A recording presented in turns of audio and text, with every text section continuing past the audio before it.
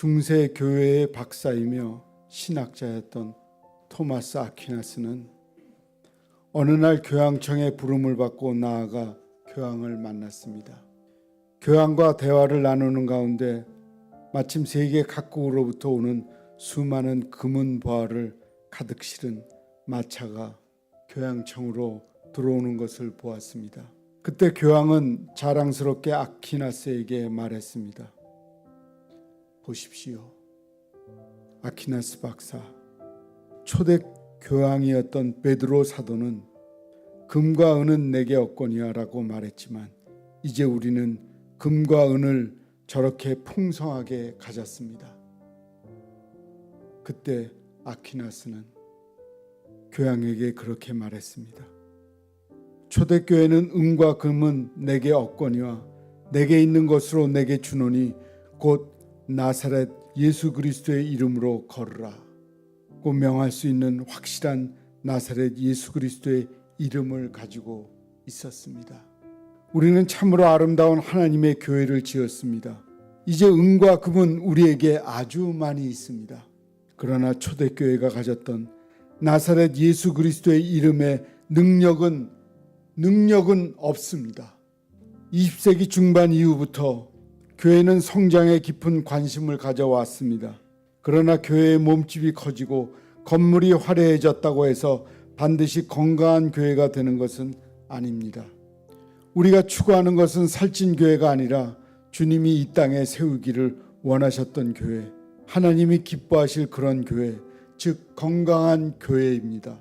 중요한 것은 무엇보다도 그 안에 진정한 예수 그리스도의 이름의 능력을 가지고 있느냐로 결정됩니다. 영적인 위기가 어디에서부터 시작됩니까? 교회 위기가 어디에서부터 오는 건가요?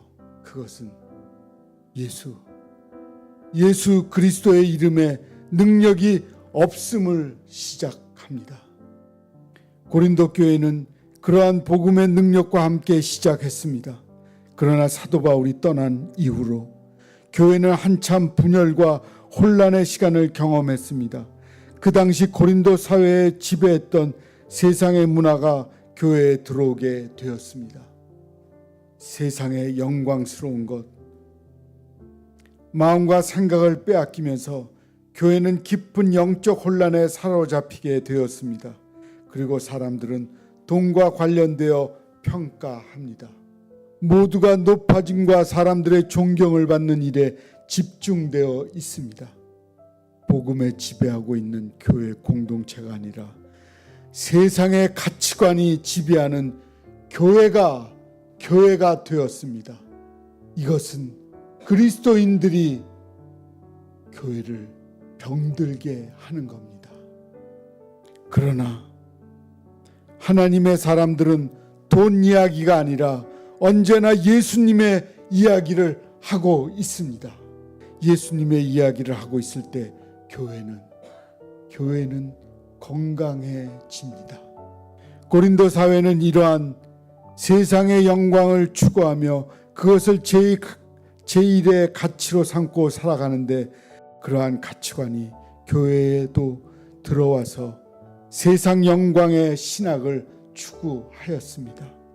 그러다 보니 신앙적 많은 혼란이 있었습니다. 교회는 세상적인 가치관을 세워지는 곳이 아니라 십자가의 복음을 세우는 곳입니다. 우리가 구원받은 것도 하나님의 자녀가 된 것도 십자가를 통한 하나님의 은혜 때문입니다. 이것은 우리가 생명을 얻고 담대히 하나님의 보좌로 나아갈 수 있는 능력입니다. 그래서 바울은 십자가를 전하였고 붙들었습니다. 그리스도인으로 산다는 것은 세상의 방식을 따라 살기를 포기하는 것을 의미하며 그리스도의 방식으로 살기로 작정한 사람들입니다. 교회가 새롭게 되는 것은 바로 십자가의 복음으로 돌아가는 것입니다.